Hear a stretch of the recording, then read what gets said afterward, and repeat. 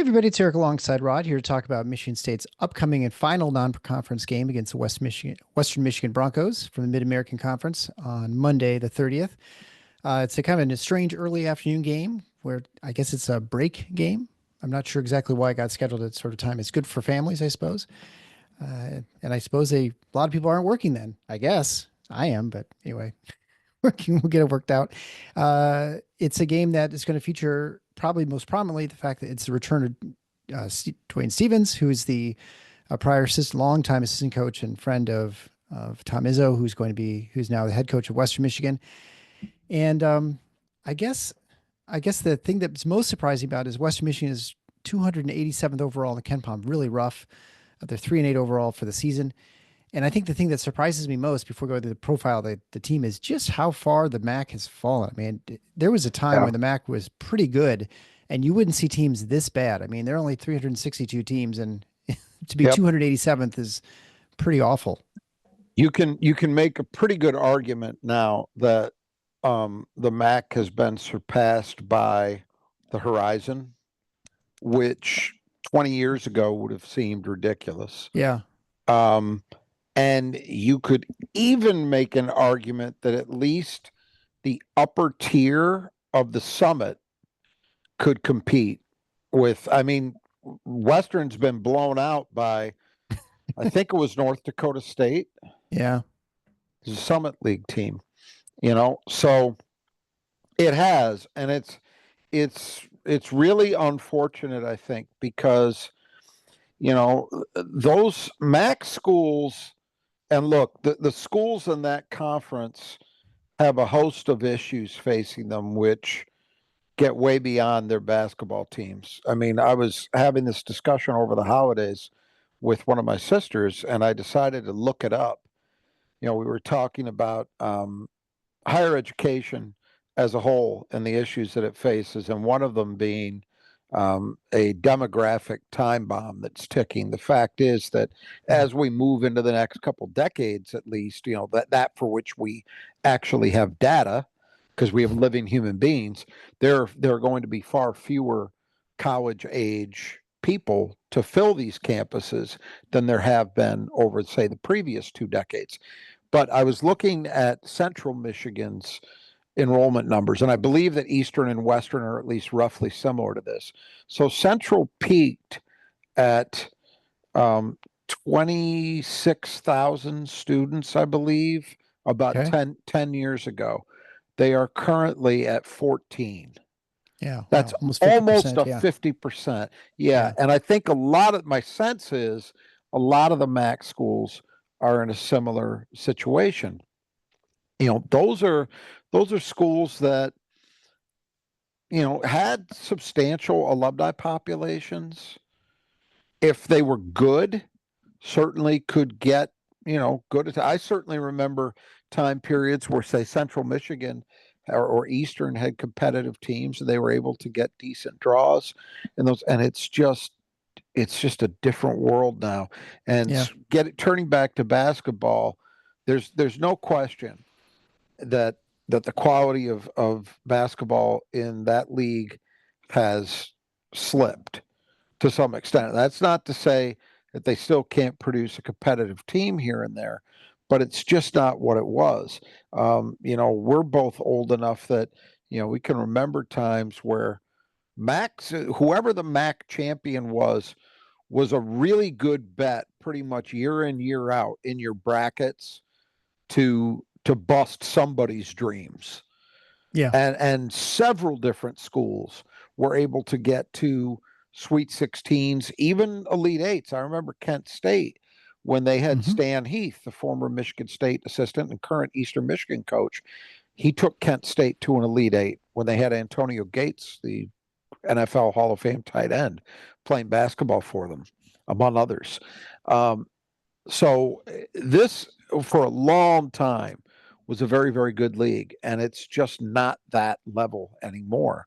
And it's a shame, but we've seen it in our state. The state of Michigan, I think, isn't producing quite, particularly the city of Detroit, is not producing the same number of great basketball players as it used to. And the in-state MAC schools used to really make hay with that. You Sure. know, those were they would have very, very talented rosters that were filled with guys who just weren't quite good enough to get a Big Ten offer, but were still really, really good players. And sometimes over a period of their college careers could end up being better than a lot of Big Ten players. That was a frequent occurrence, but we just don't see it anymore. And as you say, to see Western Michigan, who I don't believe is expected to be the worst team in that league, That's interesting. Yeah. is sitting at 287. I mean, that is that is eye opening. And what I was, I guess, to finish the thought, we've talked about this several times over the years here. There's a really, really strong argument that the best non Big Ten school in the state of Michigan over the past 15 years has been Oakland. Yeah.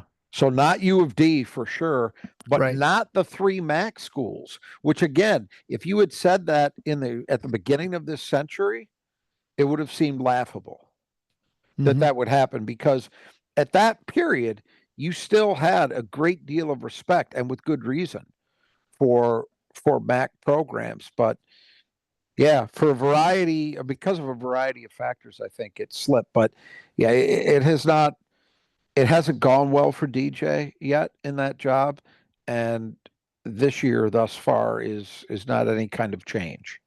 Yeah. Well, just going through more details then, they've only faced one high major opponent, but lost to Butler by 20. And most have been kind of close games. They did beat Davenport, which is a non D1 team in Michigan, beat Canisius and Youngstown State. And so those are the only two D1 victories for Western. And not surprisingly, they're 242nd overall on offense. They're a terrible shooting team, under 28% from three, which is even worse than Michigan State, where they sit at 269th from twos. They don't get the line very often. When they do, they shoot under 68%. They at least value the ball, so they're only 30th in turnover percentage. So that helps them quite a bit. They're not throwing the ball away. They also offensive rebound pretty well at number 40. Defense is even worse than their offense, which is saying something. They're 311th overall, again, out of 364 teams. They defensive rebound well, where they're 15th nationally. But the hardest part for them, I guess, is forcing a rebound when the team misses the ball. Yeah. They play also very, very, very slow, which is going to be a different pace that we've seen most games for Michigan State so far this year. They're 242nd in pace, 284th in length of offensive possession, which in some ways you could, as somebody who's not watched the Broncos this year, you could say, well, it's part of strategic, but it also could be just the fact that their offense is kind of dysfunctional, and it takes a long time to even get a good shot. I mean, I don't know, but that could also be part of the story too. Yeah, well, it'll be, as we get into their roster, it'll be interesting to see if things improve for them a bit offensively, because they've just recently gotten a point guard back, that could help them become a little more productive there. But Sure. yeah, this is, speaking to the rebounding, this is definitely a game where raw rebounding totals probably aren't going to tell the story. Because as you say, they rate very, very highly in defensive rebounding. They rate highly at both ends, but let's look at Hmm. defensive rebounding as the primary example here, what we're talking about. But that's on a percentage basis. So if you're letting your opponent shoot well against you, there aren't going to be a ton of rebounds to get. Right. So the ones that are there to get, they do a very, very, very good job at getting. Remarkable, considering this is a team without a lot of size. But it's an ugly, ugly situation. This is a team that just doesn't do very much particularly well. Rebounding is the one thing at both ends that you can point to and say, this is a very, very good rebounding team. Other than that, it's not been pretty. Well, and this kind of goes along. We talked at length, actually, last episode, talking about Drake bringing a D2 coach, and the advantage of bringing these other coaches who are head coaches is you generally, a lot of players follow them, and at least you have a core, a foundation for building your season. You bring in someone like Dwayne Stephens. Yeah, he's well known in the state of Michigan. He probably has a lot of access to recruits, but he doesn't have players that he's bringing with him, like you would get with Right. a coach somewhere. He didn't And it, have he didn't have guys transfer out of Michigan State right, yes, who weren't well, but I'm saying but even you're not even guys who getting like a guys. maybe Yeah, weren't good enough to play in MSU's rotation, but were stepping down in right, class. He didn't get the advantage of that. Yeah, he's actually done. If you look at the guys that he's gotten successfully, either via high school recruiting or the transfer portal, we talked about this when we were discussing Oakland a week or so back.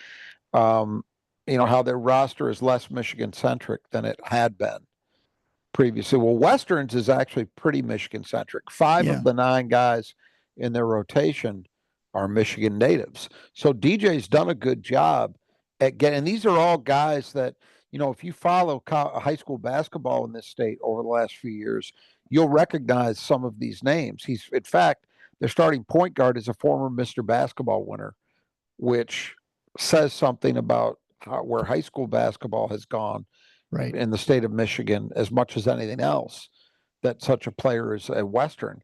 But he's gotten those guys. But yeah, it's a different world. And our guys like Drake's head coach or other coaches who bring along, a good part of a starting lineup with them, or are able to get those kind of guys via the portal, are they in a more advantageous situation? Maybe so. I mean, I get the sense that DJ's tried to build it, um, basically within reason along the lines of the Michigan State model, where I Yeah, think he wants high school guys that he can develop over the course of time. But it just hasn't panned out yet. yeah. Well, that's certainly the struggle. And, it's hard to kind of figure out a way to out of that problem because you can, yeah, if you're an assistant coach now, is it really hard to get a job? If you do get a job, you're at a program that's going to be really struggled. But I think it comes down to what we talked about with those other coaches in D2 level that are successful. You have to have a really good eye for talent evaluation and That's then it. coaching, That's it. right? And find Yeah, some way to make it work.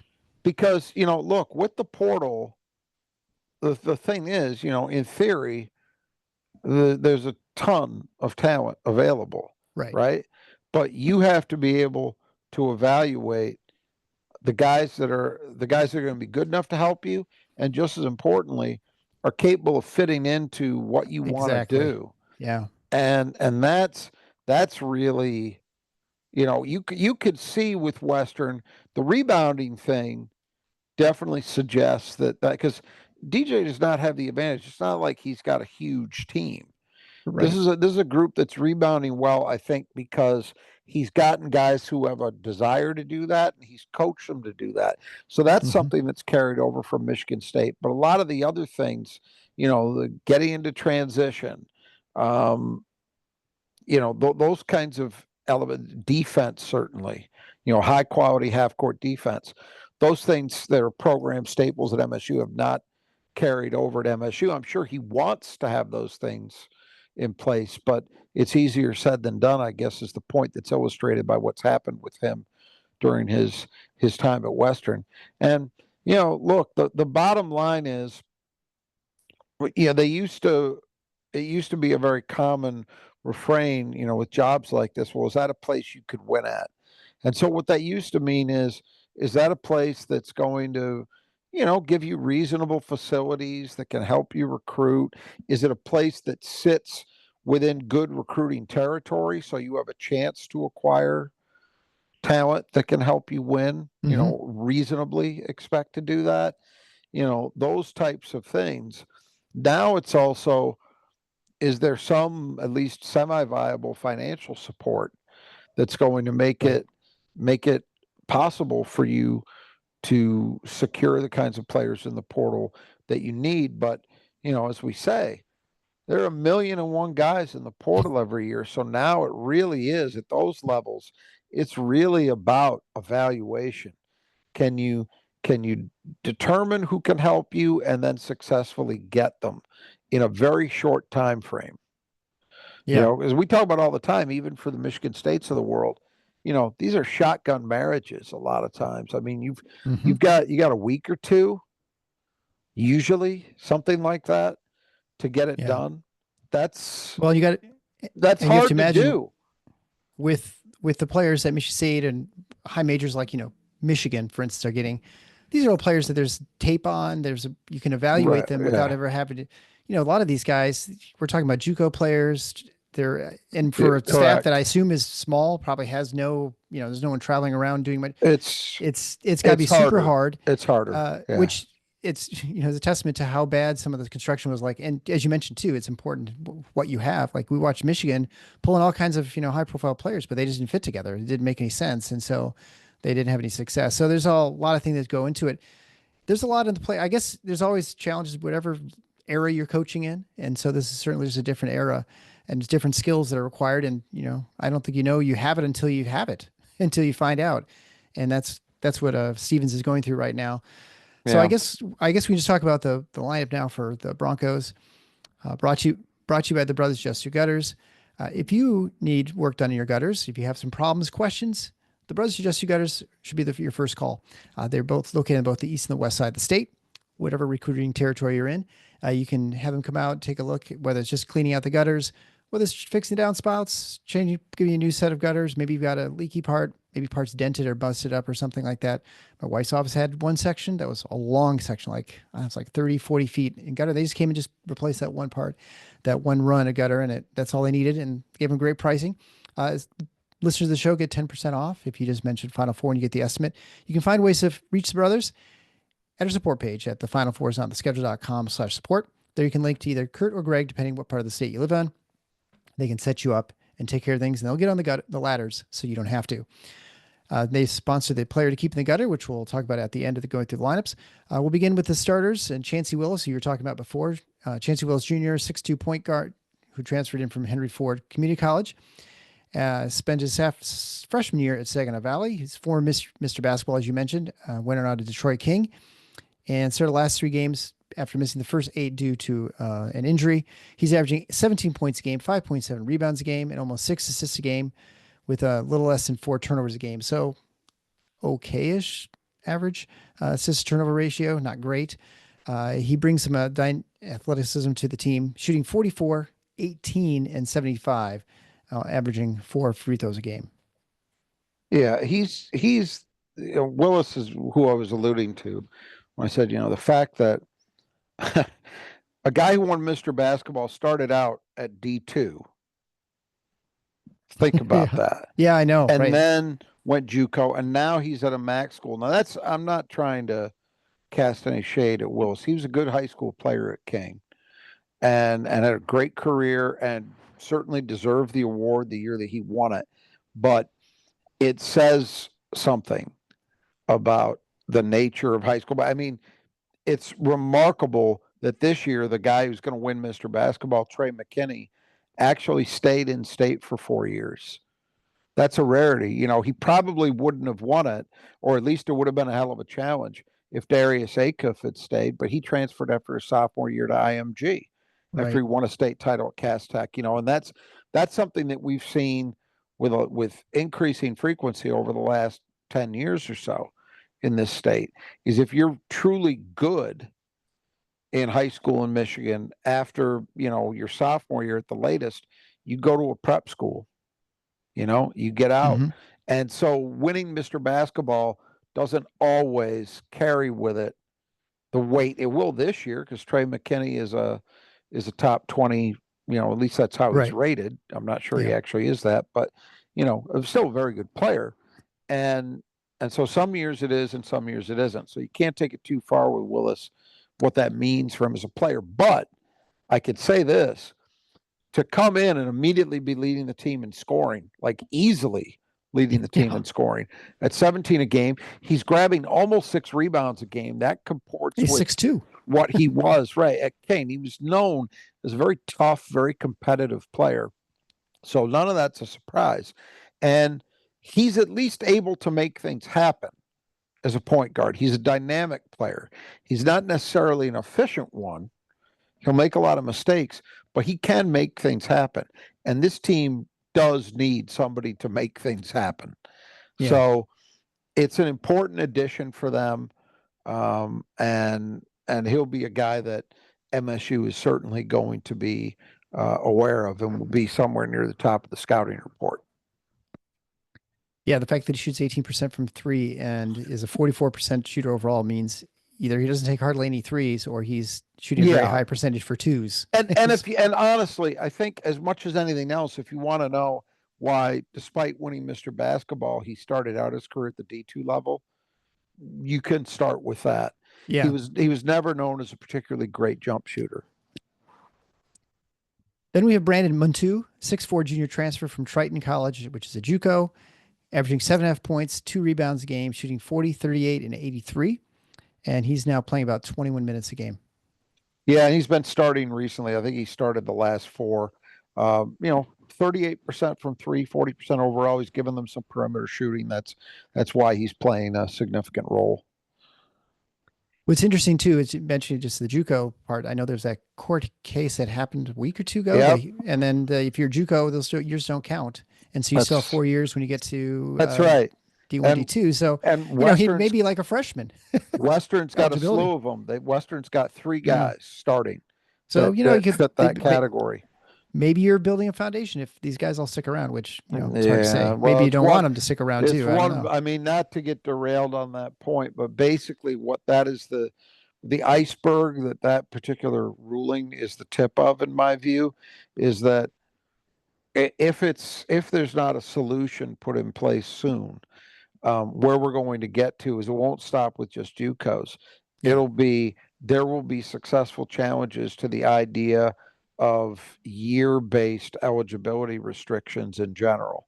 And I think this might be the straw that breaks the camel's back and forces a decision in terms of the structure of, at least for the revenue sports, that for the major schools, that these coaches don't want that world. I mean, everybody was just kind of done with the idea of the COVID year. Mm-hmm. Now this is the COVID year times 1,000. I mean, truthfully, yeah. Is there any, as long as a player is enrolled and taking classes in the pursuit of a degree, is there any other restriction at any point? Can you say, well, 9 years, 10 years? Yeah. It's and of course nobody wants that. So anyway, not to get lost in the weeds on it, but I suspect there's going to be an end to that coming sooner than later. I was surprised. It was, I think, my brother-in-law's brother, someone there, his wife was on the marching band for like 7, 8 years at Michigan State, which I didn't even know you could do. That's I didn't either. That's I was like shocked. She's like, yeah, I was marching. I'm like, really? You've been out of school for a while. Was she marching in grad school? Well, I don't even know if she took like one credit class or something. Okay. It was kind of I mean, maybe toward a second degree theoretically. It was more just, I think, just taking a class in order so she could still march. So anyway, go figure. Everyone's different. Next, we got Marquis Strickland, 6'8" junior transfer wing from JUCO Victoria College. He started every game so far this year. He's averaging 12.5 points a game, 3.7 rebounds a game, and shooting 49, 39, and 55.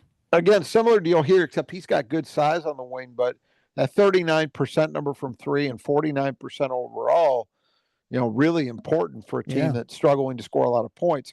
Weird that he could shoot that well and yet only be at 55% at the line, though. He must need a hand in his face. He should probably have one of his teammates trying to hold someone up. But it's also worth noting that few of these guys actually take a lot of threes. Right. Yeah. We talked about earlier. They're not a heavy line very volume team.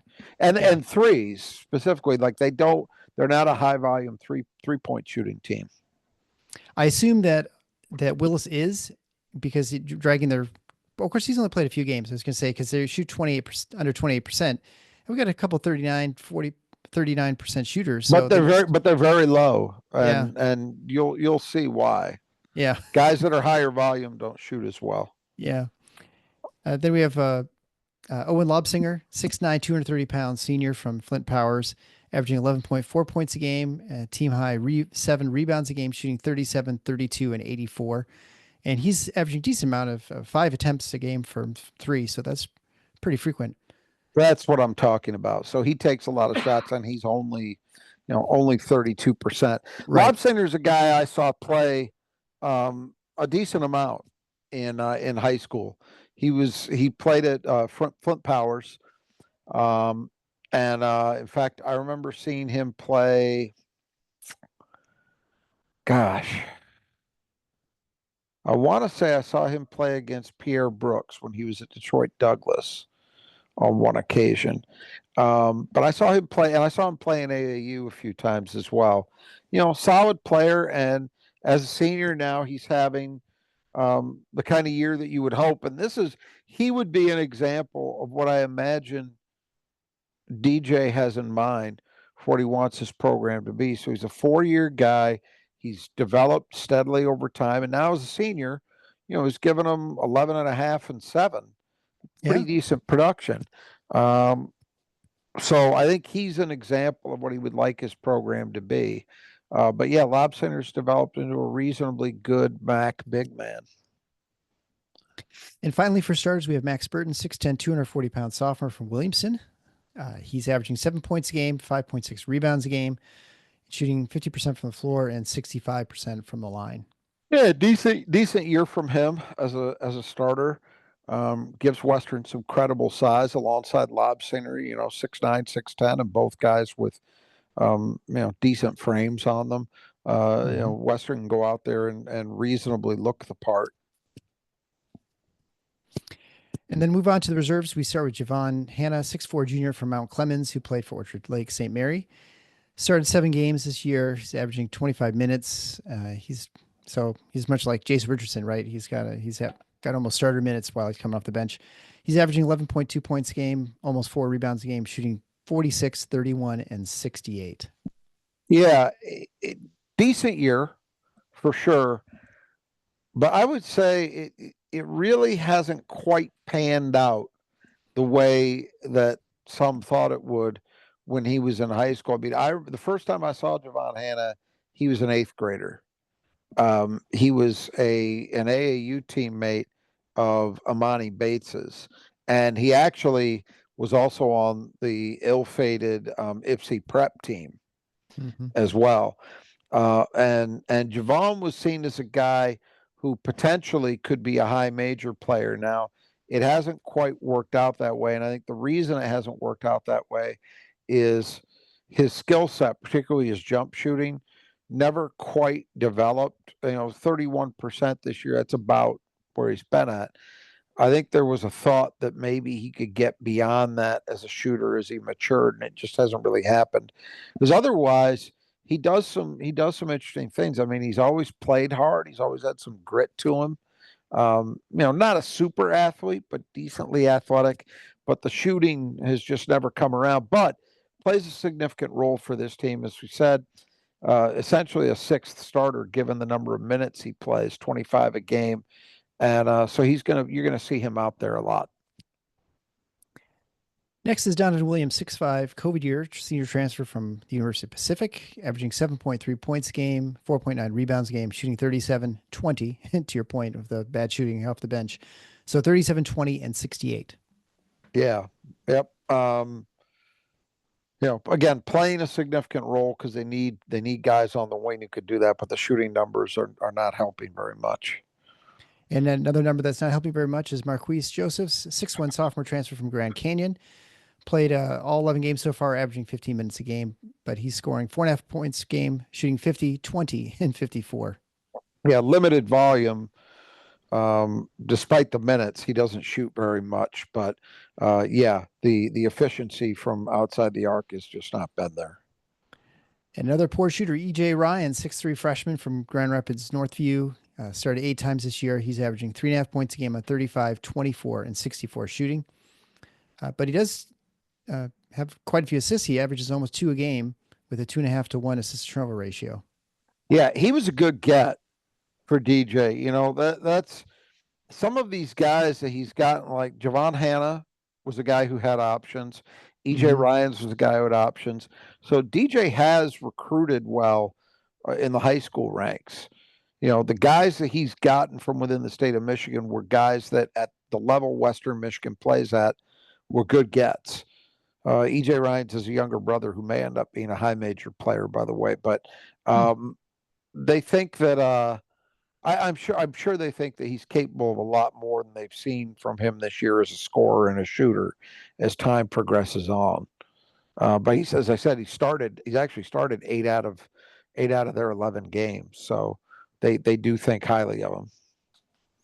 And finally, Sari Lewis, 6'4", 240-pound junior, came from the JUCO ranks as well. Before that, he was at Rice, Kansas State. He's averaging 4.1 points a game, 3.3 rebounds a game in about 11 minutes. Yeah, he missed their last game, so I'm not sure if he's going to play against MSU, but if he's able to health wise, his size would suggest that he at least see a few minutes. Sure. The bottom line for him is just, and you see, he started out his career at Kansas State, so he started at the high major level, and it's just gradually drifted down. And in large part, that's been because he can't stay healthy. He's been injured pretty much everywhere he's been. All right. So I think this is a fairly easy question, but who would you say Michigan State's players to keep in the gutter for this game? Yeah, I'm going to go with Chancey Willis Yeah. Jr. I think he's the reasonable choice, given that since he's come back for them, he's been by far their most effective scorer. All right. So friends, it's important, even though it's cold outside, you want to make sure you can see out your windows. You go no better place, no better people to clean your glass than the Squeegee Squad of Grand Rapids. Squeegee Squad of Grand Rapids also includes areas in Kent, Kalamazoo. So contact them first before you look to find ways to clean your windows. They can take care of your windows on the inside, the outside, they do the screens. I've had them to clean our house, and they do incredible work. Super nice, very meticulous. You will not feel like you're getting ripped off. You're getting great value for this. So head on over to our support page at the Final Fours on the schedule.com/support. There you can find a link to click to get an estimate from the Swedish Squad of Grand Rapids. You get 15% off if you mention Final Four when you get your estimate, and they'll come out and do that. They can also do interior painting as well, especially during the winter months. So they'll get out there even in this kind of weather. They can power wash your house as well. They can do whatever needs to be done. It doesn't even have to be your home. It could also be a business, high rise, whatever. They even clean the state capitol's windows. So if you need someone to clean the glass, Squeegee Squad of Grand Rapids. And so for our benefit, it is currently 4-4. And, this has been the Jackson Kohler versus the Field contest for the first third of the season now. So I think we probably need to discuss if we want to change this up a little bit. I mean, we had a suggestion, which I thought was not bad, where we do kind of a snake draft. Someone picks the first and fourth rebounder. We add them together, and then the second and third. Do you like that idea? Yeah, let's do that. Okay. I think we'll do that and see how it goes anyway. Now, so I'm up. So you get the first pick. Yeah, you get first, which all right, I'll go with Jackson Kohler. Okay. This is of course going to require more paperwork on my part, so I'll have to try and keep track of things. Yeah, and this is a smaller team too, so but it is also the team, if on paper and by all expectations, it's going to be the easiest game left in the Michigan State's schedule, barring playing some sort of 15, 16 seed in the NCAA tournament or something like that. So I think I could see this going so many different ways. It's Apollo's natural second choice, I think. So I'll take him. And then I think I'll probably I'll take Cone Carr, I guess. Just as I know he had a big performance last year. And so I think that the tricky things are probably going to be the third and fourth picks here for us most of the time, but matchup dependent. So who do you have for your fourth? Well, it's a tough call. Yeah. I can see it going a number of different ways, but I'm going to go with Xavier Booker for a bounce back game, narrowly over Jaden Akins.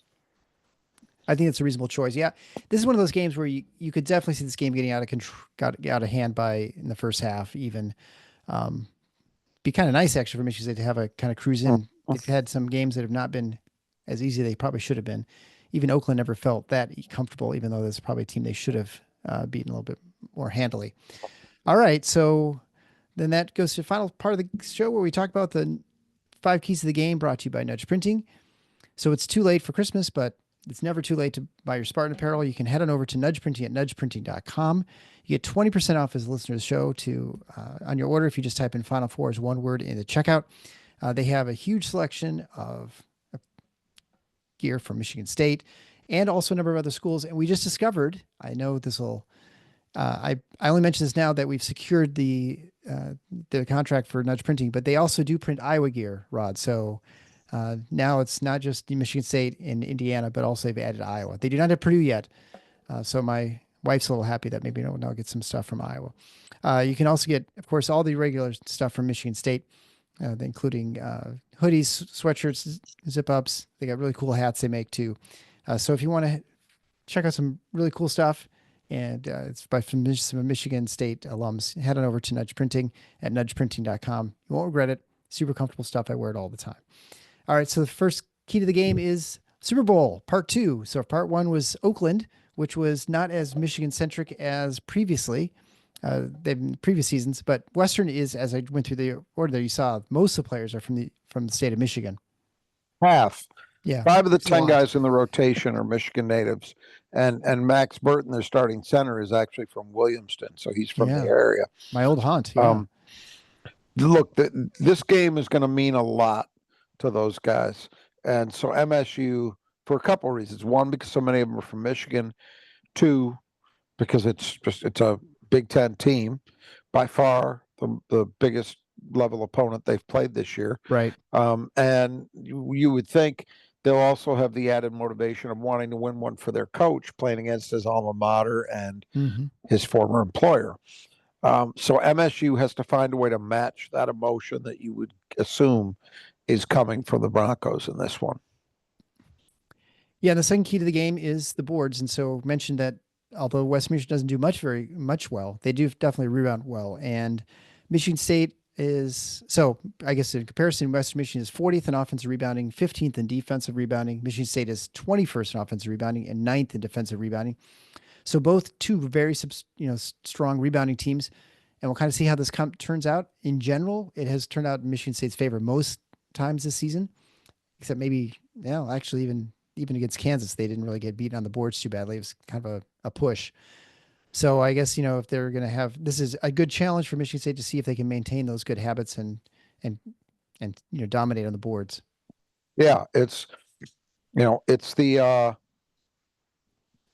the thing that I think is most interesting about this game coming in is it's hard to see an easy path for Western to win it. Right. But it's not difficult to see them giving Michigan State some trouble on the boards. And so that's what we're going to have to watch for is can Western hang in there? And their seasonal numbers suggest that they can, but I don't think they faced an opponent that rebounds at the level Michigan State does. So right. We'll see. We'll see if Michigan State can generate a shot advantage. You're certainly your numbers are dependent on who you've played, right? And so if you haven't played anyone who can rebound, then you're going to look good defensive rebounding and vice versa to some extent. Although I think Michigan State showed very well the last few years that they could not defensive rebound against lots of teams. Right. And this year's been different. So moving on to the third key to the game is one that's been here quite a bit this season is the perimeter. 4 games over 35%, which is your line for you want to see Michigan State accomplish each game. So they're up there right now. They've had a bunch of good games. Western is not good defending against the 3 for what it's worth. Opponents shooting 37% from 3, and they're 312th in a 3-point attempts, which means people get a lot of them off and they hit at a good clip, which would also explain why you're 3-8. So this should be a good opportunity for Michigan State to get things dialed in before the Big Ten season starts. Right. And there's been a similar dynamic in some games MSU has played recently where they've been facing teams that give up a high percentage, but also give up a lot of shots from out there. And so that's been an equation that's helped, I think, MSU start to get on track and start to rack up some better shooting numbers on a consistent basis. The goal here is just simply put to continue that. They don't have to shoot 50%. It's just you want to see a 5th game in a row where they've shot well. Yeah. And the 4th key to the game is the 2s. Michigan State was really good from 2s, and then they've not been good. They've been under 50% for the last 2 games against Oakland and FAU. They're 45th nationally from 2, but that's gone down quite a bit from where they were earlier this season. Western is really good at giving up 2-point success at 54.5% to opponents. So this is a good opportunity, I think, for Michigan State to kind of get back on track. Maybe Jackson Kohler, who just couldn't find the bottom of the bucket last game, get going as well. Same principle as in the last one we talked about. This is an opponent that gives up a lot of success to who the teams they're playing. So the opportunity should be there for Michigan State. That Western does not really have much in the way of rim protection. So at least in theory, guys underneath at the rim should be able to finish without having to worry about being challenged too much.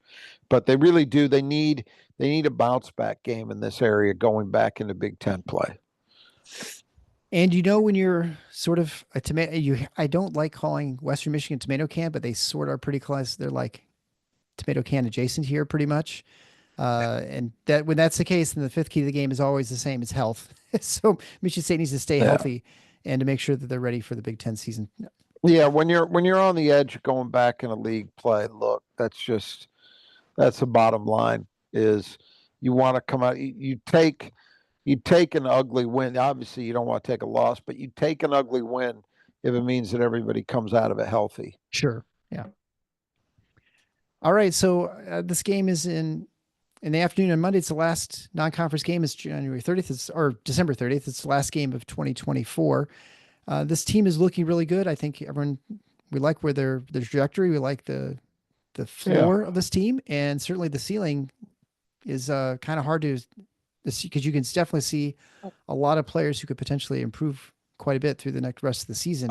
I think that this is an impossible thing to measure with any accuracy. It's really a field test thing. But I made a post on the Spartan Mag board a few days ago, kind of separating the league into 4 different tiers based on their play to date. And I have Michigan State in the upper tier, but I think that the only other team that can really, at this point, in my opinion, rival Michigan State in terms of where the obvious upside is from here would be Illinois. And I say that because Illinois has 3 freshmen who could easily be NBA draft picks next spring.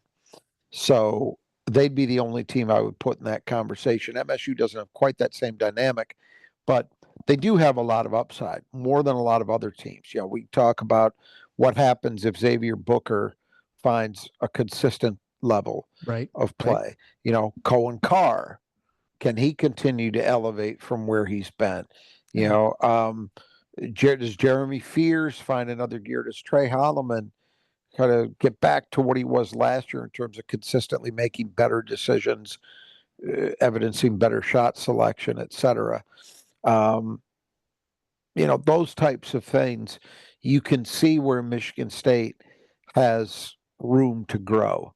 And I think that when you combine that with what they've already proven they are at the moment, in a Big Ten that does not have a super team, there's no reason to think they can't contend for the league title, as I see it. Not right now. I mean, we may see things happen over the next few weeks that cause us to reevaluate that. And I think in a league that's as competitive as I think the Big Ten is going to be, most certainly our perspective on teams is going to continue to shift. But I really do, at least what they've done to date and what we think they can do from here, I don't see much reason to think that MSU can't compete at the top of the league. Yeah, no, I agree. And I did only add to that. I think, Akins and Fiddler, I think there's more that we can get that could come out of those guys. Absolutely. And you look at Frankie especially. Yes, right. I think Jaden just shooting a little bit better is kind of the difference. That would be about it. Yeah. 40% or something from here on out, or something like that. The one thing I'd say, looking at this team compared to the team last year at this time, last year they're kind of fighting for their life. It's with a bunch of disappointing losses, 0-2 in the Big Ten, going into trying to finish out the non-conference, taking out Indiana State. But that team, there weren't a lot of places where you looked at it and said, oh, this player's going to get a lot better. Like, you didn't look at Hogarth and think he's going to get a lot better. You're always hoping for more consistency. It wasn't really there. Lee Call was sort of what he was. You had Tyson Walker, who was about everything at that point too. You just kind of hope he didn't get ground down to a nub, which maybe a little bit he did. And Akins was, what he was as well. It didn't seem like there's a lot of potential for a lot of improvement in the season. And I feel like there's still a lot of potential for improvement. And also I feel like the floor is so much higher than it was, especially since you have really good defense. You've got solid rebounding at both ends and great free throw, a rate and free throw percentage. That's a great foundation to have to that sort of expand on going into the Big Ten play. Well, I think that's why the use of the word floor is a good one because um, the things that Michigan State does well at both ends um, tend to be things, and that's not saying that you can't have changes throughout the year in terms of how effectively you rebound, your defense kind of ebbing and flowing, those types of things. We've seen the last two games, Michigan State hasn't shot the ball well from two Right. compared to what they've done prior to that. But I would say that the things that Michigan State does well tend to be things that stay steadier as a general statement. So that means, you should have a pretty good floor level to what you are as a team. Now, where they can go to get even beyond that is some of these other things, particularly 3-point shooting, which, we've talked about.